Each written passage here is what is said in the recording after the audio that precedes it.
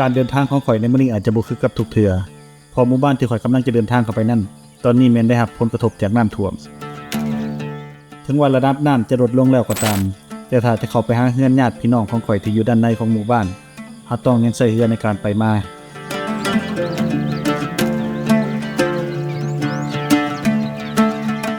และก่อนที่จะเข้าไปหมู่บ้านทางในข่อยจะแวะอีกหนึ่งหมู่บ้านซึ่งเป็นหมู่บ้านที่ตั้งอยู่พื้นที่สูงและตอนนี้ก็มีญาติพี่น้องและชาวบ้านบางส่วนที่ได้อพยพจากพื้นที่น้ำท่วมออกมาอาศัยอยู่ในพื้นที่นี้ชั่วคราว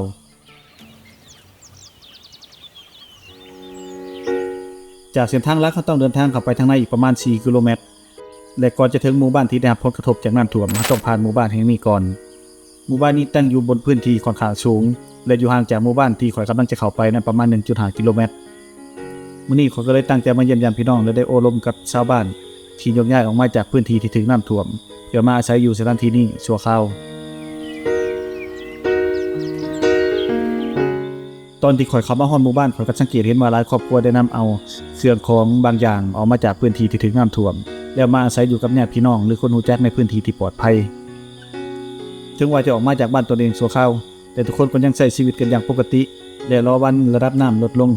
จนสามารถกลับบ้านได้หลังจากข่อยได้โอ้ลมกับญาติพี่น้องผู้ที่อพยพออกมาจากหมู่บ้านที่ถูกน้ำท่วมและข่อยก็จะเดินทางต่อไป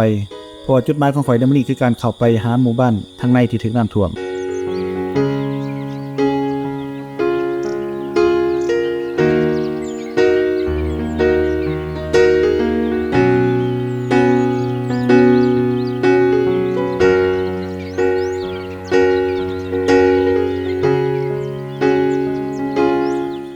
จากบ่อนี้เข้าไปอีกประมาณ 1.5 กิโลเมตรเฮาก็จะถึงหมู่บ้านของญาติพี่น้องข่อย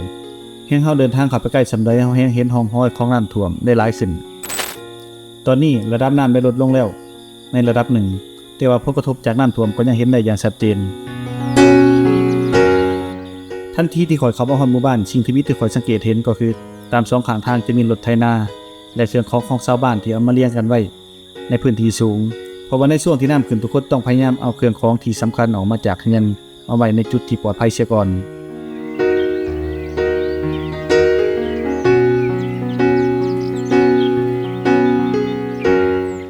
ภาพบ่นี้เฮ็ดให้เฮาเห็นเลยว่าถึงว่าระดับน้ำจะลดลงแล้วก็ตามแต่ผู้คนก็ยังต้องใช้เวลาในการจัดการกับเครื่องของและบ้านเรือนของตนเองอีกโดนพอสมควร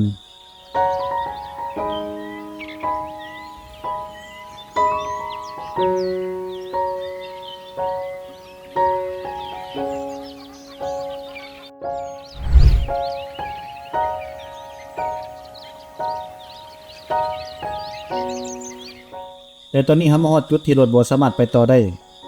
ข่อยจะเข้าไปหาเรือนของพี่น้องก็ต้องใช้เรือในการไปมาถึงว่าน้ำจะลดลงหลายแล้วก็ตามแต่บางพื้นที่ก็ยังมีน้ำอยู่แต่การเดินทางเข้าไปทางในก็ยังต้องใช้เรือขาอยู่หรอกมา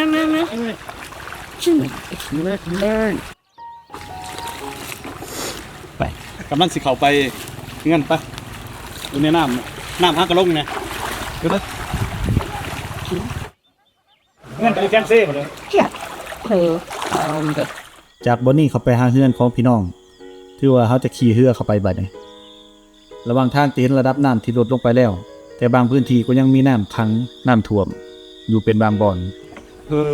คุณเนาะใช่พวกอะไรของวันนี้แล้วชักเฉลียวคนแล้วบ่ายมาจุดลงห้วยเอาดีๆได้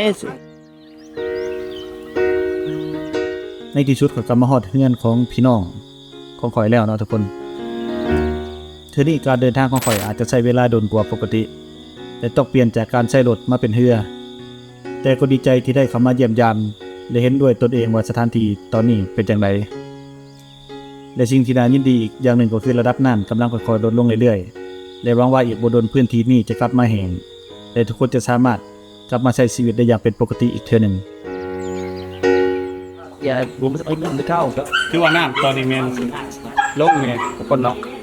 อันนี้แม่นเป็นเงินของกูไปกูดูบัตรได้ดูเซฟปีสเกียรติบางพักเก่าของน้ำบ่เห็นตามพวกเซานี่อันนี้แม่นน้ำระดับ 2-3 มื้อก่อนสเกียรติบนรถไทยก็เป็นแบบท่วมแล้วกันแต่การเซ่บ่ฮู้เลยว่าอยู่บ่อนใดดิไปน้องไปแค่ห้องน้ ไปครับตะพังเองเรือแต่เรา มีเด็กไปติดได้ทุกอย่าง เรือในช่วงนี้มันไม่ใช่เรือขอบไปหน้าทางไงครับ ทุกอย่าง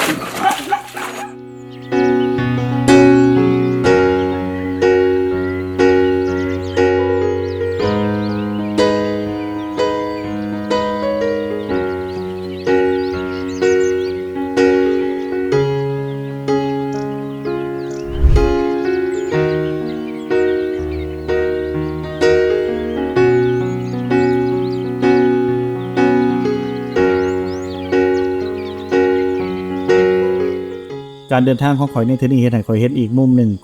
ของหมู่บ้านที่ผูกพันกับครอบครัวของข่อยมื้อนี้น้ำอาจจะยังบ่ลดลงจนหมดแต่ก็ถือว่าเป็นสัญญาณที่ดีเพราะว่าระดับน้ำค่อยๆลดลงเรื่อยๆ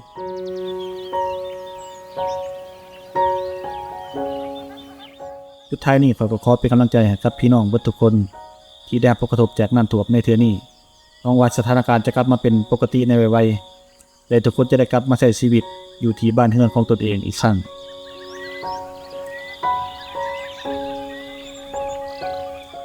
ทุกหมู่บ้านมีเรื่องราวทุกเส้นทางมีความหมายขอบใจที่ทุกคนร่วมเดินทางมากับข่อยในมื้อนี้แล้วเดินทางไปนำกันในหมู่บ้านต่อๆไปในคลิปหน้า